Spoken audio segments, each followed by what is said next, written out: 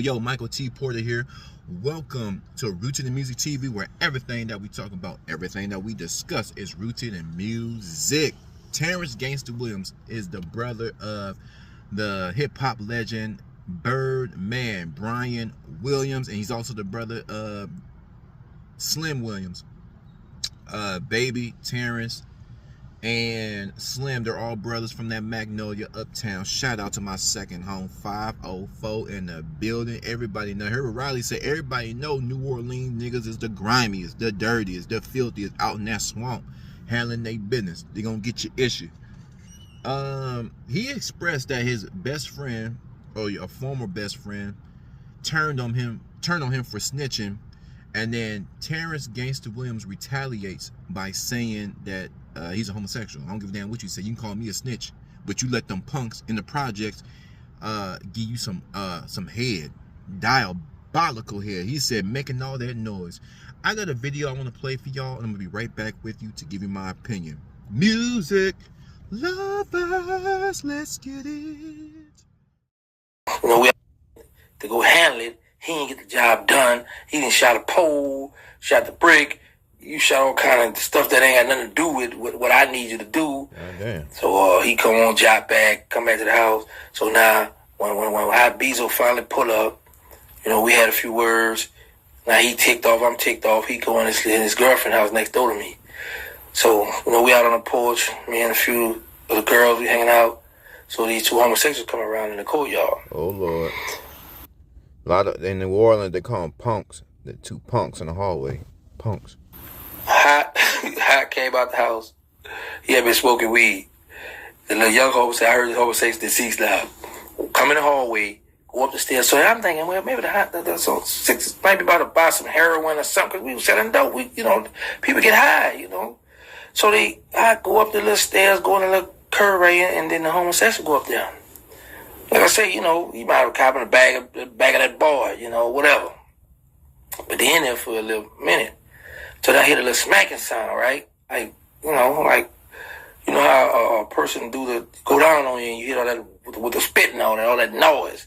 I'm hearing that. I go walk up the stairs, I go investigate, I look.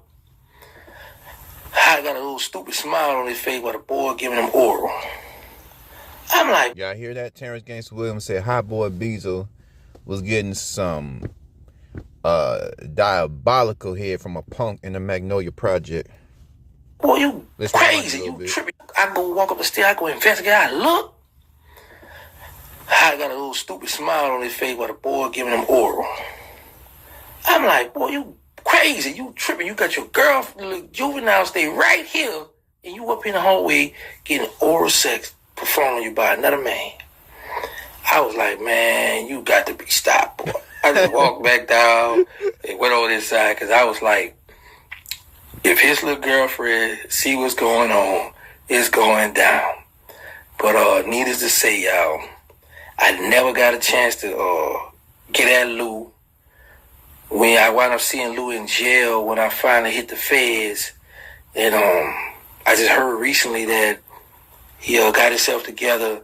You know, he came around one of my children, one of my other children's mother, and one of my son's mother, and asked how I was doing. Tell him I say what's up. Tell him I know we had our difference, but he's still my boy. Would y'all like my opinion? Would y'all like some of this Rooted in Music TV commentary? Well, of course you do. That's why your ass is here. Listen. Terrance is going to tell it. He's a tattletale. In the words of Dame Dash, he is a chatty patty.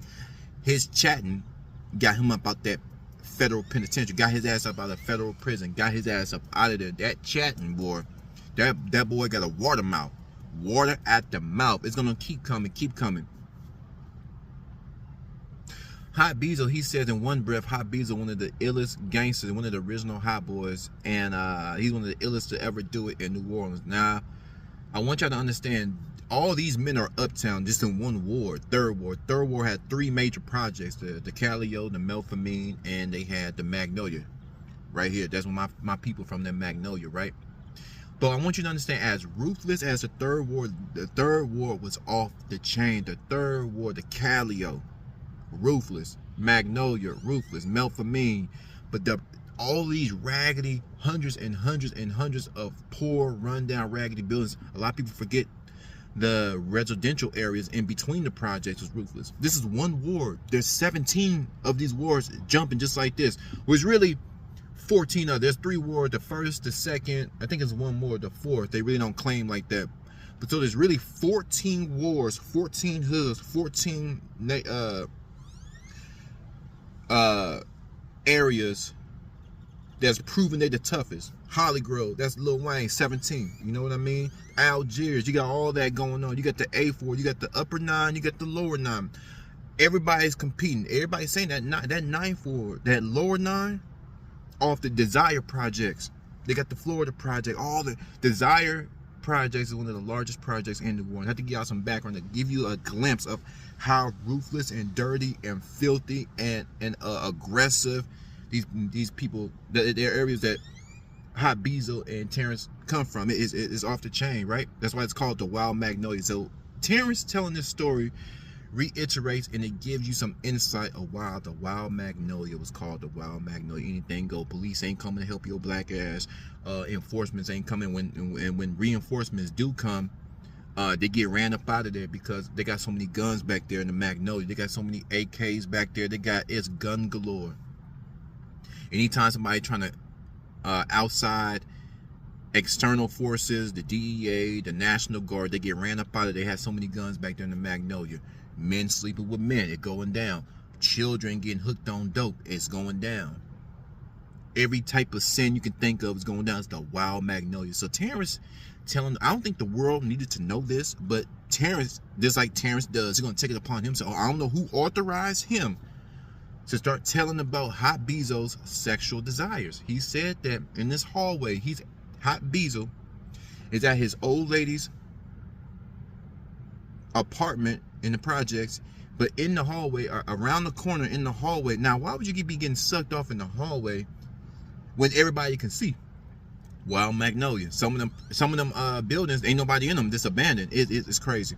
But to sum it all up, Terrance peeked around that corner and saw Hot Beezo. He said, making all that noise.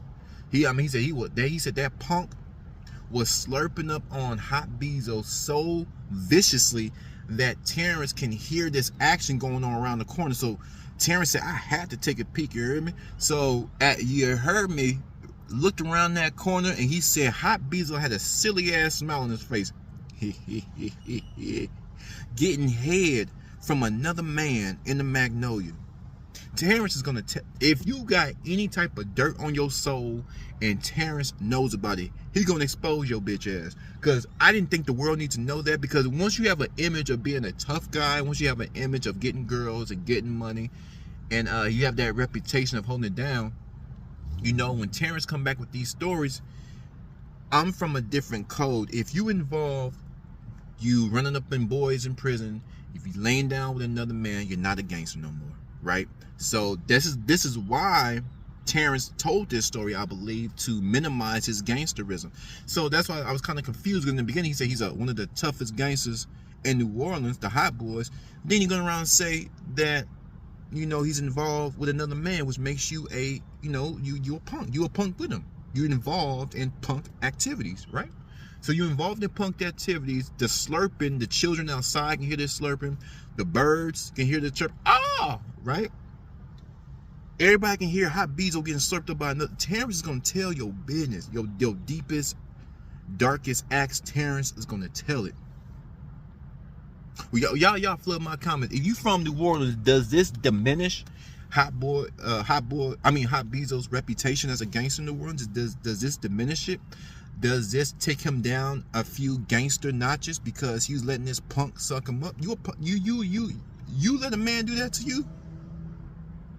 And the bro code and manliness and masculinity and having morals and principles about yourself, you ain't a gangster no more, bruh. You just a freaky killer. But y'all flood my comments. What do y'all think about Terrance Gangsta Williams exposing his best friend or former best friend Hot Beezo from getting topped off by a punk in the Magnolia project. Terrance Gangsta Williams said he needs to be stopped. God damn. Wild Magnolia, Uptown, Thoroughboy. Shout out to that 504. I'm gone.